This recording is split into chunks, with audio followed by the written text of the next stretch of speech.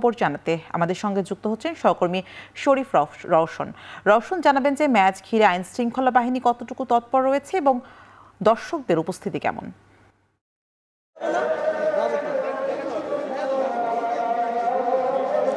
স্বামী জাতীয় স্টেডিয়ামে বাংলাদেশ নেপাল ম্যাচে কিন্তু এখন 2.5 ঘন্টা বাকি আছে। তবে এবার আমরা যেটা দেখতে পেরেছি যে গত ম্যাচগুলো বিশেষ করে বাংলাদেশ সিঙ্গাপুর এবং বাংলাদেশ হংকং চায়নার ম্যাচের আগে যেই পরিমাণ দর্শকদের উপস্থিতি দেখেছি সেটা কিন্তু এবার একেবারেই দেখা যাচ্ছে না।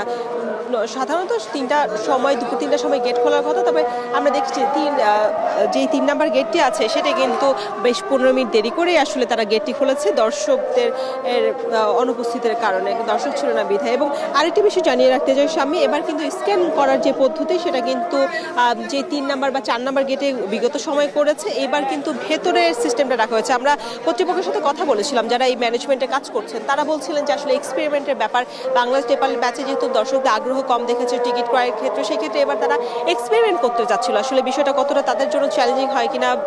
বিশেষ করে 18 তারিখ বাংলাদেশ ভারত ম্যাচ আছে, চাপটা স্বাভাবিকভাবে বাড়বে এবং তারা এই জায়গাটাতে আসলে পরীক্ষা নিরীক্ষা চালাচ্ছে।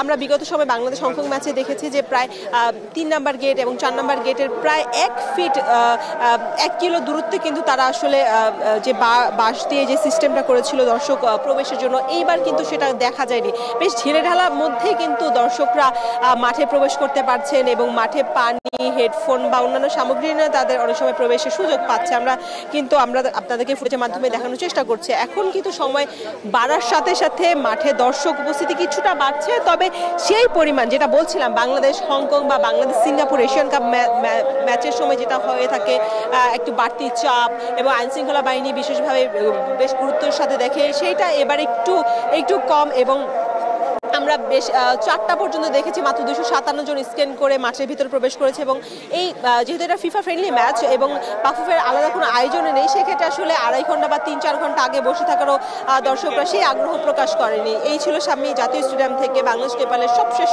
খবর।